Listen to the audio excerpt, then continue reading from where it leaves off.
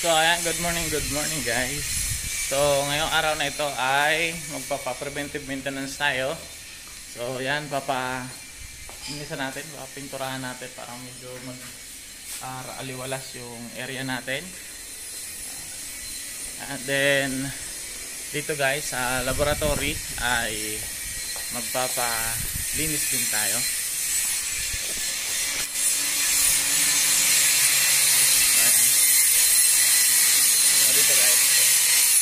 Pinaayos natin. Ano yung baga basura na naman aliya daw. Mga pasaway talaga. At ating pa, segregate ko na yun. Binasurahan naman ako pasaway. Tapos, dito guys, yan. Papalinis tayo. Preventive maintenance. Every welding boot. Pinapalinisan natin yan. So, papalinisan natin. So, pakita ko sa inyo. So, ayan guys. So yan, pinapalinisan natin yan. So wala yung mga taking-taking dyan. Yan, wala yung mga taking-taking dyan. Papapinturahan natin yan ngayon guys, para malinis siya. Yan, yan. So pati yan, kasi dito sa atin, yan, para malinis lagi. So dito kasi sa atin guys, sa laboratory natin, every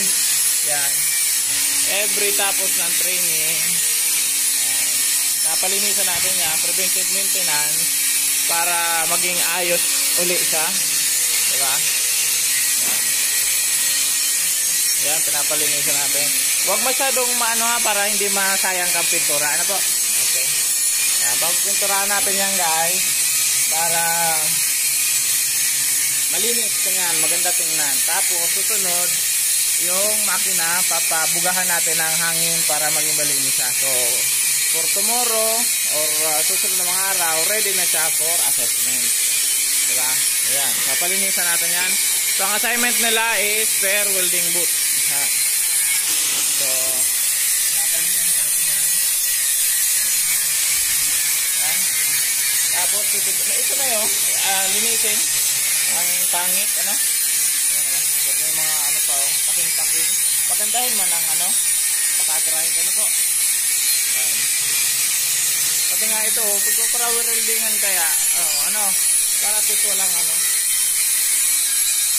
pati ito na yun. Ayan alisin yan, alisin yan. Yan. Ano po? Okay. Tapos pipinturahan natin. Yung iba guys, ito, lalagyan natin ng tornilyo. Yan. So, ito ang ginagawa natin dito. So, medyo maingay sa loob guys. So ito ang ginagawa natin guys, dito tayo sa labas. Ito ang ginagawa natin. So ito yung jig na ginagamit natin. Yan.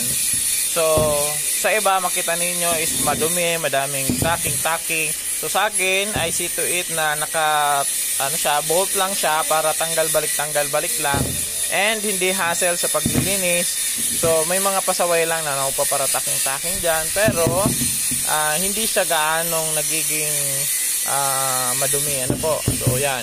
Kaya yan ang mini-maintain natin na kumbaga dito, pag nagawi kayo dito sa Pasakaw assessment center ng welding, so ganito ang makikita ninyong jig. So hindi po kami nagpapataking usually sa arm, sa table, sa kahit na anong parte ng bakal, hindi kami dyan nagpapa-spark. So dito lang po yan iniipit, tas papa-spark lang po tayo doon sa material natin, sa test piece natin, or kukuha po tayo ng testing plate. Doon po natin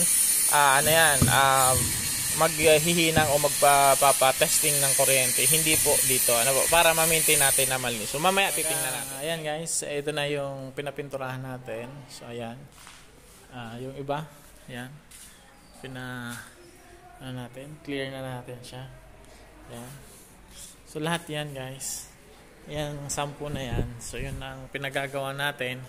Kung magagawi kayo dito sa assessment center sa Pasakaw, SMAW, so yan po, hindi po tayo nagpapa-spark dyan sa kung saang parte ng positioner, kasi mini-maintain natin na walang spot dyan, walang tack. So lahat po yan clamp lang, tornilyo. So yun po ang ginagamit natin para sa plate and para sa pipe.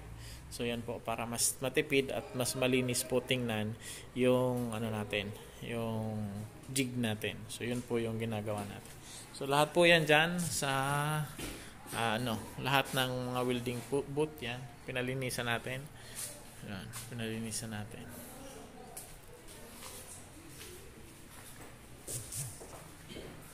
So, yun po. Yang 10 po yan. Yan, din ito, natin, pinturahan natin. So, para at least maganda-ganda kahit po paano. So, yan. So, yun lang guys. Thank you for watching.